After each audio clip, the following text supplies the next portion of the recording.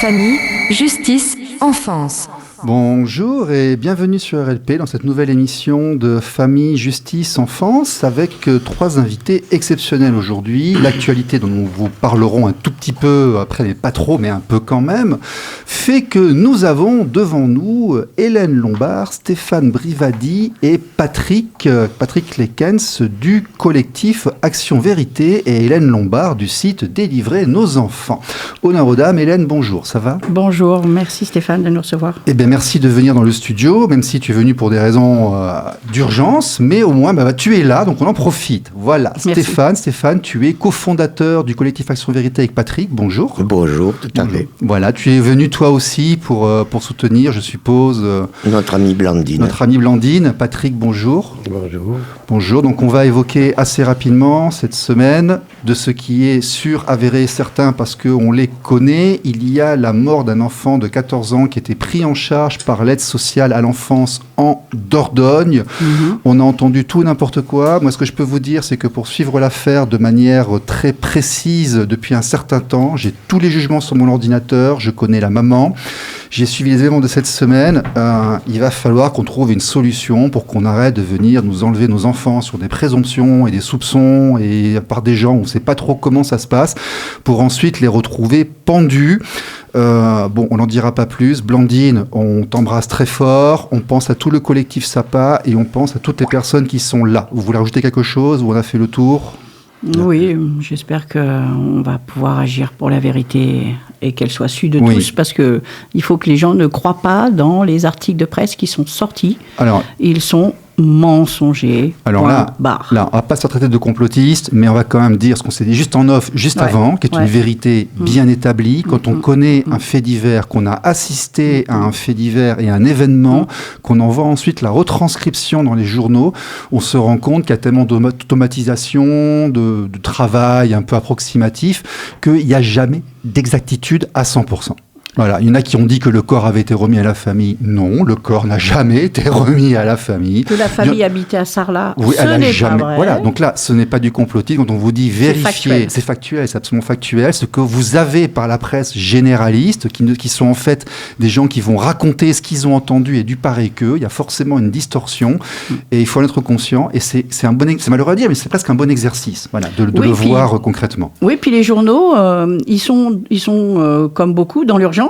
Alors qu'autrefois, on prenait le temps de vérifier. Enfin, il y a 50 ans, 70 ans. Aujourd'hui, ils ne vérifient pas. Il faut que ça sorte. Il faut qu'ils soient le premier à sortir quelque chose.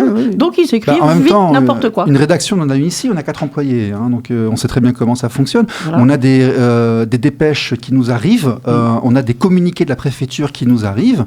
On ne peut pas non plus, nous, envoyer quelqu'un. Aujourd'hui, en tout cas, Radio Périgord ne peut pas envoyer quelqu'un sur place pour faire une enquête personnalisée. Il se trouve que par mon émission, je connais les protagonistes, donc je peux dire qu'effectivement, la retranscription est approximative. Elle est encore à venir, visiblement. Oui. Voilà. Ça, c'est sûr. Je vais rebondir sur l'émission qu'on a faite il y a 2 ou 3 semaines sur comment accepter l'inacceptable avec notre psychologue de Grenoble. Et le point qu'on n'avait pas abordé à l'époque, c'était sur le moment, il faut péter un plomb, il faut que ça sorte, il faut laisser sortir. Le processus d'acceptation, c'est plus tard. Voilà, ça on l'a vu des psychologues, c'est comme ça qu'il faut que ça se passe. Bon, on va repartir maintenant sur le fond, de manière générale. Stéphane, Patrick, qu'est-ce que c'est que ce collectif Action Vérité ? Qu'est-ce que c'est ? Qu'est-ce qui se passe ? D'où ça vient ? Dis-nous tout, là, vas-y. Alors, le collectif Action Vérité a été créé en 2018, donc en octobre 2018. Ah, comme équité parentale. C'est pour ça que... En fait, à l'époque, je parlais beaucoup aussi avec certaines personnes qui font partie de l'équité parentale aujourd'hui. À savoir, comme on le fait tous, on découvre, on est victime, on ne sait plus comment faire, et puis à un moment donné, on décide de faire autrement, et puis c'est ce qu'on a fait, d'ailleurs, qu'on a créé ce collectif, de façon à pouvoir aider à accompagner ou assister les parents dans leur démarche, auprès des juges pour enfants, auprès des travailleurs sociaux, auprès des départements s'il le faut. Donc c'est un rassemblement en fait de personnes, c'est du soutien. c'est surtout un rassemblement de personnes, c'est pas tout à fait le mot, c'est-à-dire que le collectif est doté de personnes qui travaillent dans différentes institutions, comme par exemple aux impôts, juste pour pas les citer, ou à la sécurité sociale. Ce qui nous permet d'avoir des éléments beaucoup plus faciles, en tout cas d'accéder à des éléments beaucoup plus facilement, pour pouvoir mieux aider les parents dans les démarches qu'ils effectuent.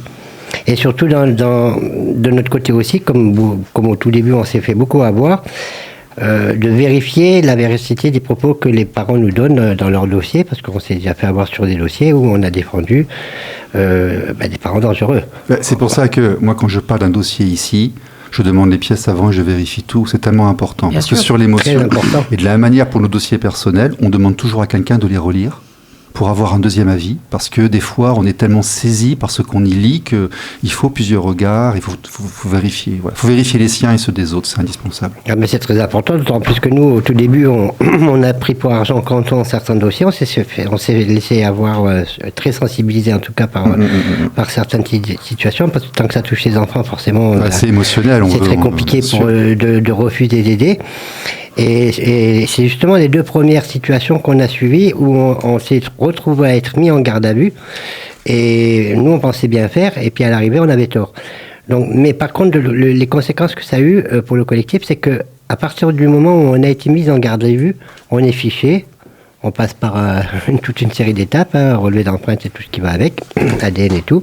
Mais surtout qu'on est fiché. Ça veut dire qu'après, dans les bonnes situations où on a défendu le parent vraiment, qui méritait d'être défendu et où les dossiers nous permettaient de dire qu'en tout cas, il y avait matière à permettre le retour des enfants, et ben après, on était toujours refugés de la même façon. La police ou la gendarmerie, quand ils nous interpellaient, ils nous regardaient autrement. Ils ne voulaient pas nous accorder la moindre, on va dire, la moindre crédibilité ou autre. Et ça a été très compliqué, très très compliqué. C'est pour ça qu'après... Est-ce que ça a changé en 7-8 ans? Est-ce que vous avez... ça a beaucoup changé, non seulement changé, mais évolué. Oui. Parce qu'en fait, on est parti sur un accompagnement beaucoup plus, on va dire, pertinent, dans le sens où on allait à la recherche d'informations, mais on était de plus en plus de membres dans le collectif à aider, à être bénévoles. Parfois, il y a des situations où on a besoin d'avoir plus d'informations, comme par exemple pour certaines mamans, qui sont très affectés par des enfants qui ont des handicaps lourds.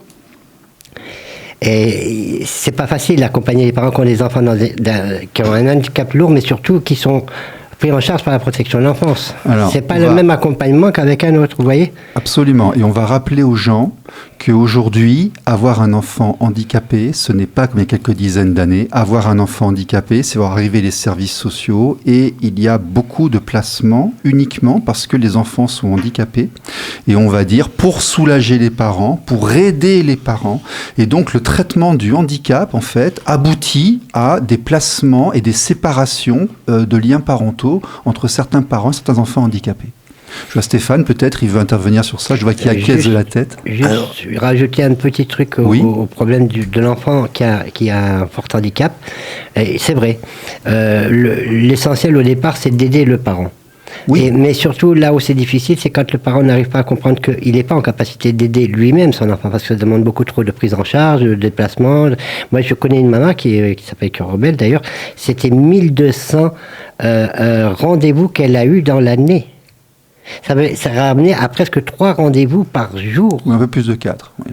Ouais, non, mais si on compte les jours fériés, c'est énorme. C'est énorme. C'est énorme. Absolument énorme. Et là, il faut le médicaliser, l'enfant. Mais le scandale, c'est pas forcément les cas comme cela. Le scandale, c'est que vous avez un enfant autiste, ou alors vous avez un enfant séropositif. Vous pourriez très bien vous en occuper vous-même, voire avec un petit peu d'assistance, vous l'occupez. Et en fait, on vous le prend, on le met à 600 km, vous le voyez plus. C'est celui-là le scandale, par contre. C'est juste pour finir avec cette maman qui faisait donc toutes les démarches tous les jours, qui avait demandé de l'aide. On l'a jamais aidé, on lui a dit, vous faites comme tout le monde, vous amenez vos enfants voir les spécialistes. Et puis, arrivé jusqu'à un stade où, une fois que l'enfant était bien sorti de la situation, on lui a accordé beaucoup de temps et elle avait beaucoup dépensé, en tout cas pour sa santé. Que l'enfant allait mieux, c'est là qu'ils sont venus lui prendre. Et du coup, elle n'a plus jamais revu ses enfants. Et maintenant, ça fait pratiquement 4 ans ou 5 ans que cette situation avait démarré. Et aujourd'hui, on a une maman complètement détruite, alors qu'au début, il demandait de l'aide. Ok. Stéphane, sur le sujet du handicap dans les placements ? Alors sur le sujet du handicap, justement, on a pu s'apercevoir que depuis plusieurs années, on avait plus davantage de tendance à placer des enfants qui étaient autistes. Oui. Beaucoup. J'ai des retours sur ça. Voilà. Oui. Et beaucoup d'enfants qui sont placés, maintenant, on leur trouve des troubles de l'attention, des TDAH. Oui. Et c'est en recrudescence. Bon, derrière tout ça, on a pu mener des petites enquêtes et des petites analyses qui nous ont amené à certaines conclusions. On va dire, vu les traitements qu'ils font aux enfants, on se pose des questions si c'est vraiment dans l'intérêt de l'enfant ou directement dans l'intérêt de leur portefeuille. Alors ça, c'est un vrai débat. Sans aller jusqu'au portefeuille, il y a une perversion de la société. Il y a une surmédication de l'enfance dans l'Occident. Je le répète tout le temps, mais vous ne le savez pas vous forcément ici, mais j'ai vécu en Asie, et ils ne sont pas en train de shooter leurs gamins dès qu'ils crient un peu ou qu'ils ont besoin de courir, quoi. Alors que quand j'étais gamin, on m'envoyait au terrain de foot ou dans les bois, et le soir, je dormais bien. Voilà, c'était beaucoup mieux. On ne donnait pas du médicament comme ça. Ça vient d'Amérique du Nord, et effectivement, et ces surmédications, des fois, révèlent et créent des troubles de l'attention et du comportement. Alors, Hélène Lombard, toi, tu t'es lancée en quelle année à peu près moi, j'ai créé l'association rendez-nous-nos-enfants.org, dont le site actuellement n'est plus visible parce que j'ai des difficultés avec ça. Je suis pas très douée en informatique. Je l'ai créé suite au placement de mon propre fils. Donc, j'ai créé l'association en janvier 2013. D'accord. On m'avait pris mon fils. C'est l'aîné. Nous avons l'aîné ce soir. C'est toi. Ah oui. Voilà. Moi, ça fait 30 ans, 40 ans que je me bats pour l'application du droit. D'accord. Et l'administration m'a persécuté. Et le vol de mon fils est issu du fait que j'ai inscrit en faux, par 177 inscriptions de faux, les traités de l'Union européenne. Et j'ai démontré que l'Union européenne n'avait aucune valeur juridique. Donc pour me punir, on m'a volé mon fils le 23 septembre 2009. Et en 15 ans, je l'ai vu 8 heures. Maintenant, il est majeur depuis juillet dernier et il refuse de me voir parce que, vraisemblablement, moi, c'est pas passé comme ça. Hein, je vous le dis depuis 8 mois, mais en 8 mois, je suis passée quand même en plusieurs étapes. Hélène Lombard, réputation nationale, il y a un petit caractère. Voilà. Et donc, on me dit qu'il faut attendre. J'attends. J'attends que. Oui. Mais en attendant. Ils nous disent tous qu'il faut attendre, mais après, ils sont grands, hein, les petits. Après, ils sont retraités. Après, on n'est plus là. Voilà. Et on ne peut pas transmettre notre savoir, etc. Par rapport au handicap, oui. J'aimerais me permettre de dire un truc, c'est que là-dessus, il y a un truc extraordinaire. C'est-à-dire que l'administration refuse de reconnaître le handicap de l'enfant, refuse de donner les allocations aux parents, mais par contre, une fois que l'enfant est placé, tout d'un coup, il est handicapé et le département profite des allocations. C'est quand même merveilleux. C'est-à-dire que le problème médical devient tranquillement social, et tombe dans le giron de l'article 375 du Code civil, santé, moralité, et je sais plus quoi, ridicule, et comme par hasard, les sociaux ils se rendent compte que l'enfant est handicapé et que le département doit pouvoir bénéficier de l'AEH, de l'allocation, des allocations familiales, etc. Et je rappelle qu'à ce niveau-là, l'allocation familiale est donnée à des personnes selon leurs revenus et à des personnes des individus, des êtres. Alors que le département, qui lui est une institution et qui n'a pas de budget, il n'a pas un revenu. Le département, c'est une institution. C'est une personne morale, en fait. Voilà, c'est une personne morale. Donc, il n'a pas le droit de s'attribuer les allocations familiales. Le vol d'enfants est le truc le plus dingue. Et ça depuis 1958. Et vous allez voir, je vais essayer gentiment de vous expliquer des choses qui sont démentes. Bon, on va effectivement y aller gentiment. Hélène Lombard, on la connaît, c'est une militante de fond. Elle se bat sur plusieurs thèmes. D'ailleurs, on voit qu'avant de s'intéresser au placement, elle s'impliquait déjà dans certains thèmes. Donc, elle est effectivement, on va dire, multisectorielle. Voilà. Bon. Moi, ce qui m'intéresse, parce que j'aime beaucoup ici avoir une vision sociologique et d'analyse, vous, messieurs, vous avez commencé à vous intéresser à ce secteur-là. On va repartir sur les messieurs, on va faire un peu de bascule. Vous avez dit en 2007-2008, en 2017-2018. Moi aussi, je suis arrivé en France en 2014, j'ai découvert tout ça en 2016-2017 et j'ai commencé à militer pour les autres en 2018, début 2018. Est-ce que vous avez vu comme moi une évolution? Alors, Hélène va me le dire après, mais vous, en 7 ans, est-ce que la situation est la même qu'il y a 7 ans? Parce qu'à l'époque, moi je voyais beaucoup de problèmes de divorce, on voyait arriver des gens qui se séparaient mal, et Après, quelques années plus tard, on a vu arriver des gens qui voyaient plus leurs enfants. Vous avez fait la même constatation, vous aussi ? Tout à fait, et ça empire de mois en mois. C'est pas pour rien qu'il y a tellement de parents qui sont en colère maintenant, qui dénoncent leur cas personnel sur les réseaux sociaux. On est monté en chiffres au niveau des féminicides, des infanticides. Tout ça, c'était lié à la période du Covid où malheureusement des personnes vivaient ensemble et n'arrivaient plus à se supporter. Ils étaient contraints à vivre ensemble et malheureusement ça a continué. À côté de ça, nous, on a pu constater que au niveau des décisions de justice, il n'y avait absolument plus de contradictoire au niveau des tribunaux. Donc les gens ne sont plus écoutés, ils ne peuvent plus se défendre. Les tribunaux de l'enfant, les JDE, le JAF, tout ça, nous on dit que c'est une matière qui n'est pas encore totalement rédigée parce qu'il n'y a plus de contradictoire, il n'y a pas de contre-pouvoir et en fait il n'y a pas de règles compréhensibles et précises. Tout à fait. Et par mesure de précaution, justement, les juges placent davantage les enfants sous prétexte de les protéger. Ils ne peuvent pas participer à des conflits parentaux. Ouais. Les conflits parentaux aujourd'hui prennent une très grande place dans les placements d'enfants. Tout à fait, tout à fait. Et malheureusement, comme les procédures perdurent, certains divorces durent jusqu'à 9 ans, on comprend tout à fait que la justice ne veut pas rendre les enfants. Mais... C'est qu'elle ne veut pas. Et en plus, c'est une instrumentalisation. Moi, j'ai plein de cas où on va au pénal porter une plainte et on sait qu'il y a 3, 4, 5 ans d'instruction et pendant ce temps, au civil, on attend de voir ce qui se passe et l'instruction étant de plus en plus lente, la justice étant de plus en plus lente, le système se pervertit. Tout à fait. Patrick ? Oui, évolution il y a eu, certes, mais par la force des choses aussi, il faut quand même le relever. Il y a 10 ans en arrière, pour rester dans les dates posées tout à l'heure, effectivement, on avait des placements avec des manquements, certes, mais les parents avaient des droits. Si je reprends ma situation, moi j'ai démarré avec des droits. D'accord. Ma fille a été placée à tort parce que je n'avais rien contre moi, en tout cas rien de possible et d'imaginable pour me trouver un quelconque défaut, autant sur la parentalité, autant sur la sécurité, autant sur la moralité et autres. C'est juste que j'ai eu une enfant, à ma grande surprise, à 48 ans, tout simplement, et on a décidé que je ne pouvais pas être le père de mon enfant. À partir de là, on a essayé de me la prendre, et on me l'a pris au bout de 13 mois.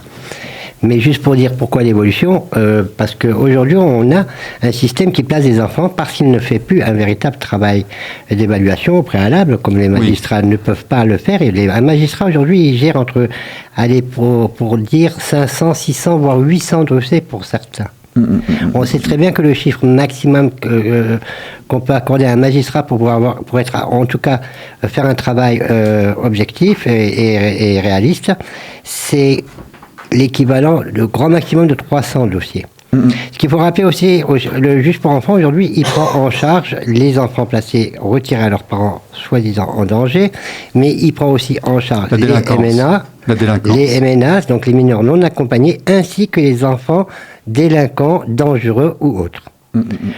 Si on prend les chiffres des syndicats qui nous ont été donnés, aujourd'hui, on a quelque chose comme 76 000 enfants pris en charge par le juge des enfants délinquants. C'est pas rien. On est à plus de 52 000 enfants MNA, c'est pas rien non plus. Et on frôle les 400 000 enfants aujourd'hui sur mesure éducative concernant le domaine de la protection de l'enfance de parents soi-disant en danger. Donc, si on prend l'évolution, il y a eu 5 magistrats d'embauchés en 2022, je crois, ou en 2020. Et derrière, on n'embauche pas les greffiers non plus. Donc le travail fait, l'importance du travail, le plus important du travail est fait par les greffiers. Oui, ce sont eux qui tiennent le système d'ailleurs. Hein. Et donc il n'y a pas eu d'évolution. Pourquoi aussi ? Parce que les travailleurs sociaux, ils sont saturés, ils ne peuvent pas faire un véritable travail. Donc le juge accorde des droits, mais ils ne peuvent pas être mis en place. Vous prenez une salle de cinéma, il rentre 300 personnes, on est 900 demandeurs dans le même mois. Et on peut rentrer que 300 personnes, il y en a 600 qui attendent. Moi, je suis persuadé que la communication médiatique qui culpabilise les parents, qui dit qu'en fait, le lien parent-enfant a très peu d'importance, de répéter en boucle que les parents n'acceptent pas les placements, qu'il faut aller sauver les enfants, que les familles sont des endroits terribles où on maltraite les gosses. Je pense que tout ça met en place des mécanismes où le nombre d'enfants placés augmente parce qu'aucun procureur, aucun juge, personne ne prendra le risque de dire qu'il ne le fait pas lorsqu'une dénonciation vient ou qu'une enquête est faite. Alors moi, j'ai une autre version des choses. Oui. Si vous maltraitez un chien, vous allez en correctionnel. Si vous maltraitez une personne âgée, vous allez en correctionnel. C'est relativement récent pour le chien, hein, plus que pour la personne. Oui. Mais oui. Oui. Mais attendez, vous allez voir. Ah oui. Si vous maltraitez l'enfant de votre voisin, vous allez en correctionnel. Mais si vous maltraitez votre propre enfant, vous allez devant un juge civil. Et ça depuis 1958. Là, on va aussi en correctionnel. Oui, et c'est ça où ça va pas. C'est-à-dire qu'un même sujet doit être traité dans un même tribunal, et non pas deux. Et là, il y en a trois. Très souvent, le JAF est en amont et on se retrouve avec trois. Parce qu'il y a une superposition de juridictions entre les trois. Voilà. Ils ont créé un truc hybride entre le JAF et le correctionnel. Ils ont créé. Et la situation que... Non. Avant 1958, le parent maltraitant, papa-maman, qui fait n'importe quoi, c'est lui qu'on écartait de la famille. Les enfants étaient protégés et allaient avec le parent bienveillant. Il n'y avait pas de problème. Il n'y avait pas de problème parce que le problème était résolu. On mettait le parent malveillant en prison, on l'écartait, on lui dira tu verras plus les enfants, etc. À partir de 1958, ils ont changé de paradigme et ils ont dit on s'autorise à avoir le droit de vous prendre les enfants sous 3 critères démentiels, santé, sécurité, moralité, qui sont tellement vastes qu'ils ne signifient rien. Donc ça ouvre la porte à des accusations délirantes et qui sont sans fondement, parce que les parents ne sont pas maltraitants. Et l'ordonnance de 45 devait normalement limiter l'intervention de l'État aux cas vraiment très forts et très particuliers, très prouvés, pas les cas superficiels. Mais en 45, il y avait encore de la valeur morale. En 58, déjà, il y en avait beaucoup moins. Et donc, ils ont inventé. Et alors, les premiers à avoir subi ça, ce sont les Réunionnais. Et en 2016, quand ils ont poursuivi et qu'ils ont demandé à voir reconnaître leur génocide, on leur a dit qu'ils avaient été déplantés. Pas déportés, pas 12 000 kilomètres, ils ont été déplantés. Les parlementaires français, en 2016, ont dit aux Réunionnais qu'ils avaient été déplantés. Pourquoi ils ont dit ça ? Parce qu'à l'époque, ils plaçaient, non pas les Réunionnais, ils étaient à peu près un peu plus de 2000, entre 1958 et 1984. À l'époque, en 2016, quand les politiciens ont dit qu'ils avaient déplanté ces pauvres Réunionnais, mais c'est 400 000, c'est 500 000, c'est 600 000 enfants qu'ils étaient en train de séquestrer à l'ASE. Donc ils n'allaient pas dénoncer le crime pour 3 000, parce qu'ils auraient dénoncé implicitement le crime pour tous ceux qui étaient déjà placés. Pourquoi ? Parce que dans l'argumentaire que je viens de faire avec le chien, là, je voudrais en conclure les faits. Vas-y, parce qu'il reste 5 minutes. Ça veut dire que le chien voit actuellement, depuis 1958, ses droits mieux respectés que l'enfant. De plus, ça veut dire que le parent maltraitant, lui, il n'est pas puni, puisque c'est l'enfant qu'on arrache à sa famille, à ses frères et sœurs, à son environnement, à son chien, à ses copains, à son école, à sa vie. On le déporte. Et le parent, lui, s'il est maltraitant, hypothèse numéro 1, il est maltraitant. On lui enlève l'enfant qu'il ne peut pas supporter et qui tabasse. Il n'est pas puni, le maltraitant. C'est ça l'hérésie. C'est qu'en droit français, depuis 1958, le droit français est violé, puisque en droit français, on ne peut pas punir la victime. C'est pourtant ce que l'on fait en prenant l'enfant. Donc il faut revenir, c'est très simple. Moi je dis aux policiers et aux gendarmes, arrêtez d'obéir à l'ordre du procureur, puisque la maltraitance pour tout le monde c'est du pénal, et que c'est à vous, policiers et gendarmes, d'arrêter les parents, de faire une enquête, de vérifier les propos de l'ASE. Et les enfants, on les place chez les grands-parents, chez le cousin, la cousine, le temps de l'enquête. Et là, on va découvrir que tous les procès qui sont faits par l'ASE sont des faux en écriture majeure qui génèrent des transferts forcés d'enfants de masse avec des quantités d'enfants colossales. Alors, on n'a pas forcément... dans l'association et dans les interviews que j'ai, la même grille de lecture que toi. Par contre, on te rejoint sur un grand nombre de points. C'est-à-dire que le droit de l'enfant est régulièrement absent des affaires qui nous proviennent. On n'en prend pas en compte. Nous, on estime et que la CIDE, traité de Washington et autres le disent, qu'un enfant, l'accès à ses parents est un droit. que pour l'enlever, il faut vraiment des motifs sévères. Je vois régulièrement des affaires qui passent au pénal ici, où on fait des séparations entre le parent et l'enfant, y compris des mamans qui allaitent, le temps qu'on vérifie ceci ou cela. Donc le droit de l'enfant, effectivement, n'est pas respecté, et il n'y a plus ce paradigme du point de vue de l'enfant, et on sous-estime l'importance du lien entre le parent et l'enfant. Ça, effectivement, je le rejoins. Par un cheminement différent, mais effectivement, je le rejoins totalement. On est obligé d'avancer un peu. Ce que j'aimerais, c'est qu'on est tous d'accord ici. On voudrait tous que le monde aille mieux. On sait tous que ça va pas bien. Il y a une commission des affaires sociales là qui vient de publier son rapport, au nom de la commission d'enquête sur les manquements des politiques publiques de protection de l'enfance, qui a été dirigée par Mme Laure Miller avec la rapporteuse Mme Isabelle Santiago. Rien que le sommaire.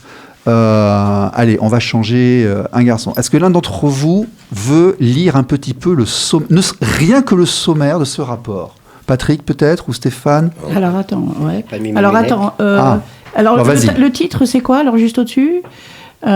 Construction du droit de la protection de l'enfance d'un système caritatif à la législation étoffée, mais largement inapproprié. Inappliqué. Un système issu de la charité. Bon, alors ça, c'est toute l'historique... Oui, alors, 2007. Ce qui est intéressant dans ce rapport qui est disponible sur le site de l'Assemblée nationale, une politique publique en situation d'échec, une législation qui demeure légèrement inappliquée. Des chiffres extrêmement préoccupants, des répercussions graves pour les enfants et la société dans son ensemble. Moi, j'invente rien, c'est sur le site de l'Assemblée nationale. Deuxième partie, une gouvernance défaillante, faute d'implication de l'État. C'est un peu la fête du slip. Là, tout le monde fait ce qu'il veut. Il n'y a pas de règles qu'on comprend à l'avance. Une multiplicité d'acteurs impliqués dans la politique publique de protection de l'enfance. Il y a plein de gens. Il y a quand même 9 milliards d'euros par an, donc il y a des gens qui mangent aussi, très clairement. Et 80% des signalements sont faits par l'éducation nationale. Eh bien ça, il faut le savoir, moi j'arrête pas de le dire, si vous vous fâchez qu'une institut ou une infirmière, vous êtes en danger, très clairement, vous êtes en danger. C'est sectaire. L'État, premier parent défaillant de France, une politique déléguée aux départements sans moyens pour l'assumer, donc on tape sur les départements, on leur a quand même donné une patate chaude et puis ils doivent se débrouiller avec, donc après ils s'adaptent et ils font ou pas. Une implication inégale des départements, une politique publique qui avance à l'aveugle, faute de données. On n'a aucun chiffre, on a informatisé nos prisons, on a informatisé nos écoles, on n'est pas capable de savoir combien d'enfants on perd chaque année dans ce pays, on ne sait pas combien d'enfants sont placés, on n'a pas les chiffres. Les chiffres qu'on a, ils sont, on n'est même pas sûr qu'ils soient vrais, mais c'est pas informatisé comme il faut. Enfin, ce rapport, troisième partie, le repérage et la prévention à la situation de mise en danger, c'est une culture de la prévention impensée en France. Et là, le lien avec la pauvreté. Oui, il est extraordinaire. Il est extraordinaire et puis totalement injuste parce que, en fait, lorsque ces gens viennent, on devient pauvre parce qu'on est obligé de payer des sommes astronomiques qui ne sont pas déduites de nos impôts sur le revenu et de la CAF. Et donc, on a accès à la gratuité uniquement lorsqu'on n'est plus propriétaire, qu'on n'a plus de biens et plus d'économie. Donc, on devient pauvre. On est confronté à ces gens-là, on est appauvri. Oui, mais il y a aussi un truc, c'est qu'ils sont censés s'occuper des enfants maltraités. Oui. Depuis quand il faut être pauvre pour être maltraitant? Les parents super riches qui balancent un billet de 500 balles à son gamin pour aller s'acheter une ligne de coke. Mais l'enfant n'a pas besoin d'argent. L'enfant, il a besoin d'amour. Mais lui, le parent qui fait ça, il est maltraitant. Mais lui, on n'ira pas le voir. Et c'est ce qui était émis dans le rapport de la Cour des comptes d'octobre 2009. Il nous reste 30 secondes. Déjà? Oui. Patrick, si tu avais une proposition tout de suite à faire, demain, t'es ministre, tu fais quoi en 20 secondes? Je sauve la protection de l'enfance. Tu fais comment? Je lui redonne ses lettres de noblesse. Tu recrées le ministère des Affaires sociales? Non. Je fais une refonte totale de la protection de l'enfance et je fais en sorte que ça soit plus la justice qui s'occupe de trancher si un enfant est en danger ou pas. On déjudiciarise tout ce qu'on peut. Ah, tout à fait. Ouais. Stéphane est d'accord. Hélène est d'accord aussi. On rend les enfants. Moi, si j'étais au gouvernement, je dis, vous n'avez plus de budget, vous rendez les enfants immédiatement. Et puis on utilise. Parce que c'est du génocide. Article 211.1 du Code pénal. Ok. Messieurs, dames, merci à tous. À la semaine prochaine. Au revoir. RLP. Radio Libre en Périgord. Famille, justice, enfance.